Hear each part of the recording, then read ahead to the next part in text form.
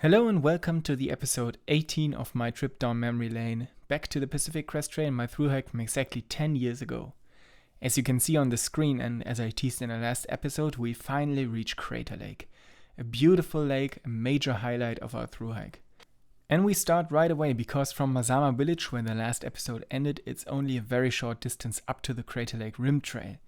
We then reach Crater Lake via this trail, because the crazy thing is, the PCT doesn't actually pass Crater Lake.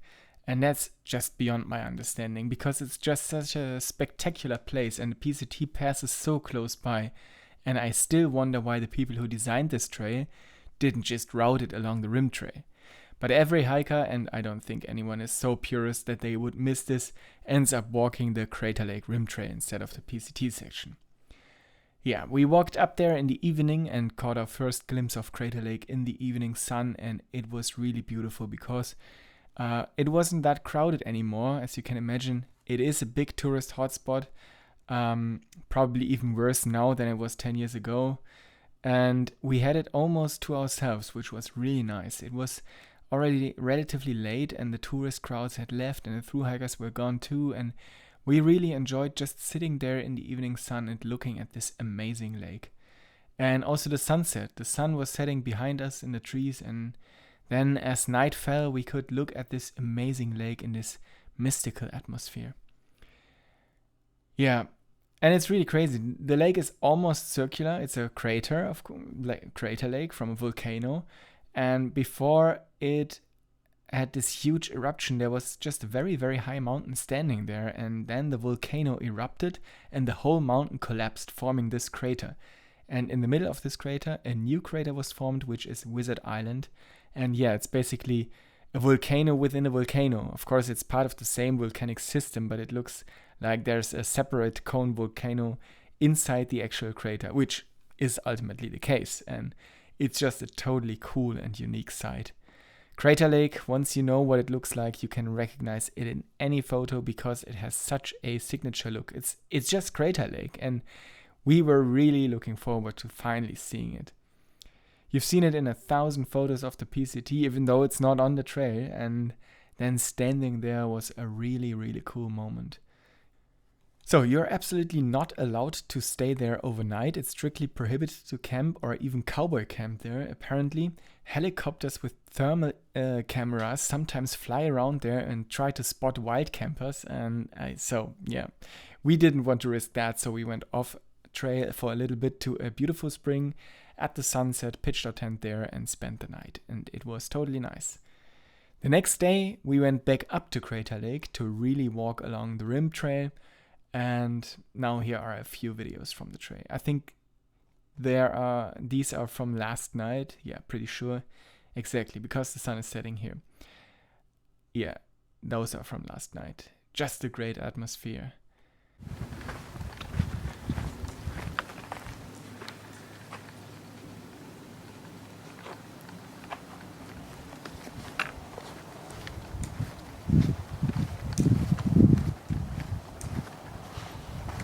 The fact was, we could only walk on the rim trail. We couldn't walk the actual PCT because it was already closed due to a fire. So we had no choice but to walk along Crater Lake, but of course that's what we had planned to do anyway. That was the next day. The smoke had apparently cleared a bit. Maybe it was fog the day before. I don't remember exactly. But hey, it was absolutely spectacular. Just imagine that there used to be a mountain that was very high. I've forgotten exactly how high it was, but there was an information sign with a picture on it. It was totally crazy. So it was a really huge mountain that stood there, yeah. And then it just collapsed, and then it created this amazing place. Yeah, we would have probably liked to stay there for hours and days to enjoy the view, but at some point, of course, you have to move on. But here are a few more pictures of the rim trail during the day. Here's Wizard Island. And look at this amazing clear blue water and this reflection. It was simply wonderful. We actually met some people there again. The rim trail itself wasn't that crowded, but there are several trailheads where there is naturally a lot going on, where you can just stop for a photo, walk around a bit, and I don't think many people walk all the way around the lake, but We did meet quite a few people there, lots of through hikers, but also some day hikers. Among them were a couple of Germans whom we chatted with for a while. And they were on a road trip with their children, really cool. And I think they gave us some bananas or something. You always remember something like that when you get something to eat somewhere for free. And yeah, but at some point we had to leave this beautiful place because we still had a few miles to go to Canada, which we really wanted to reach, of course. Well, and then we passed this spot pretty soon. This is a fire closure. So here's the trail, yeah, and then these notes usually said fire closure or closure for whatever reason. And most of the time there was also an alternative route listed. I don't know if it's the case here because most of the time there was also a map then. Yeah. But we couldn't continue walking. And as I already mentioned, part of the PCT had already been closed off. The part that actually runs parallel to the route that passed Crater Lake on the rim tray. And now we couldn't continue here either. That's why we had to take a detour via the highway. And we then hitchhiked part of the way because, hiking on the highway is not pleasant at all. There are no sidewalks and the highway was very crowded, lots of traffic. So we hitchhiked for a few miles around the fire and then ended up back on the PCT. And yep, it was really nice. It was very relaxed forest landscape, just easy walking and What we found out the next day, really crazy, was that not only the PCT section parallel to Crater Lake was now closed, but also the Crater Lake rim trail itself. That means we were there on the last day that you could still hike there. The day after, the rim trail was closed and the entire forest was burned down, controlled.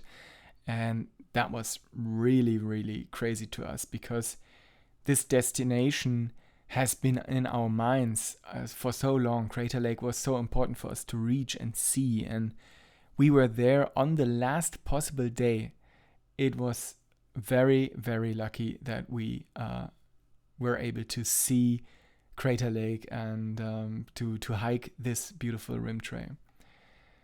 Over the next few days, we got to see some beautiful mountains. There was actually a little less smoke here.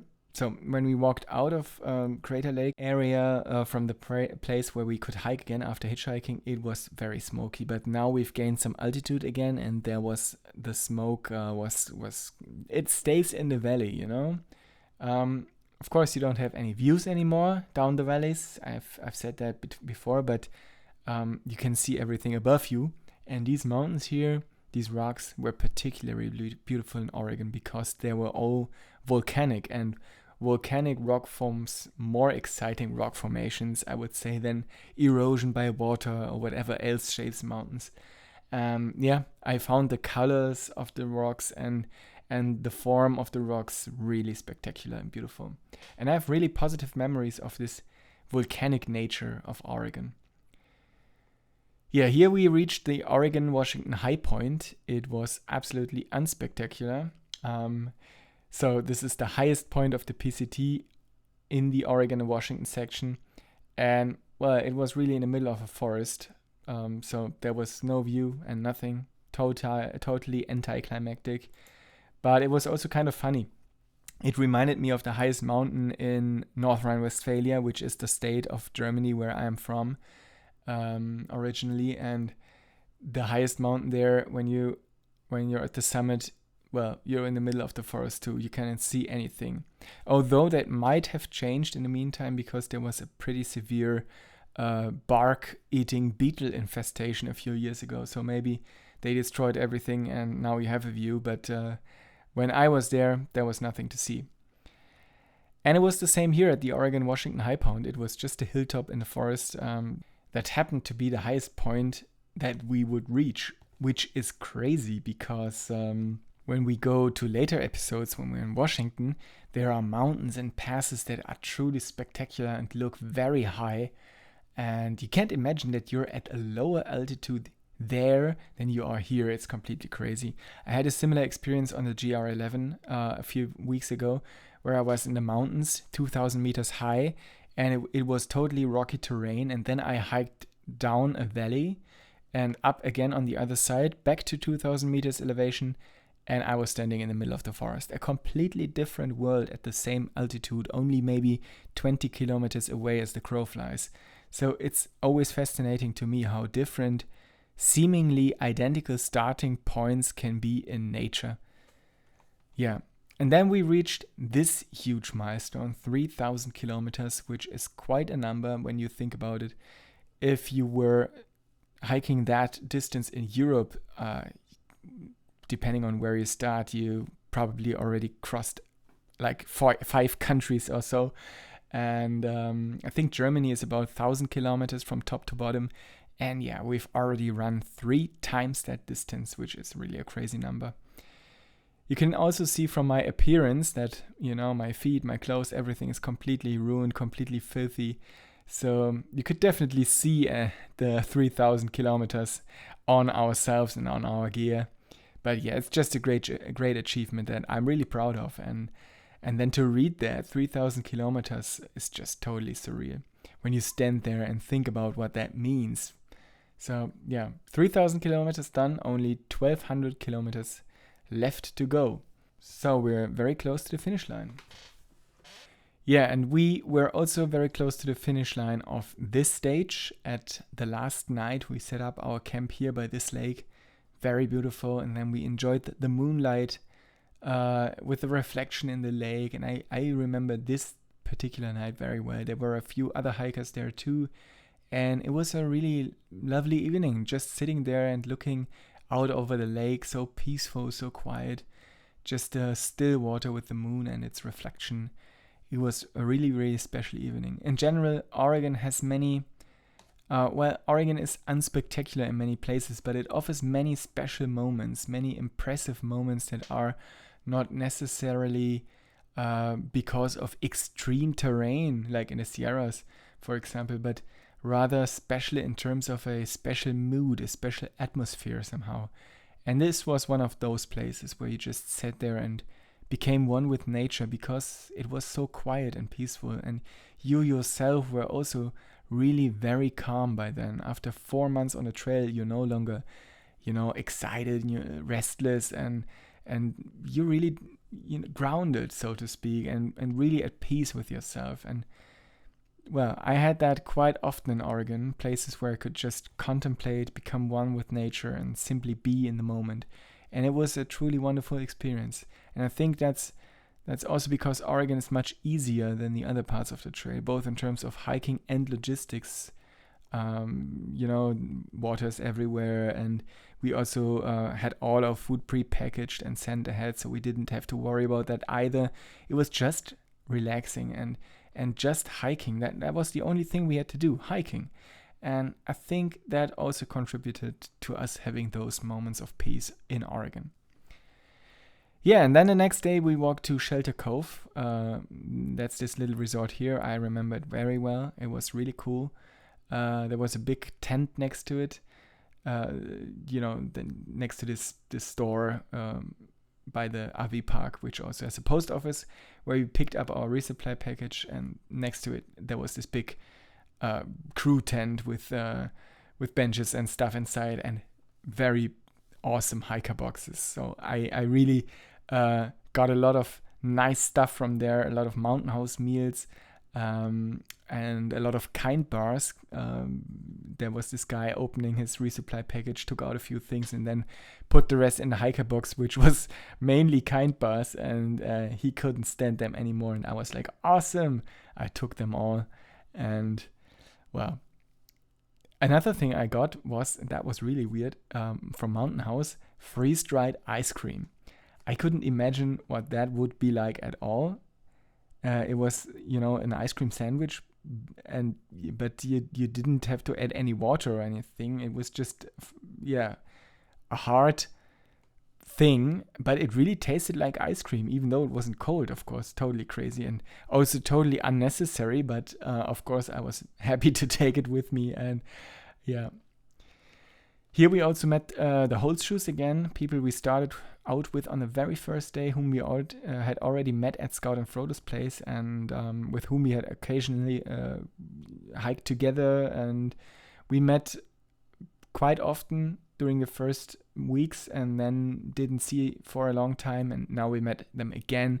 And I remember that was very cool. It was always nice to meet people again whom you hadn't seen for a long time, but with whom you had a connection, with whom you had spent time. And that happens a few more times in later episode, and I really enjoyed that. That's the end of our stage. And it was a beautiful stage. Great impressions, Crater Lake. We were really, really lucky.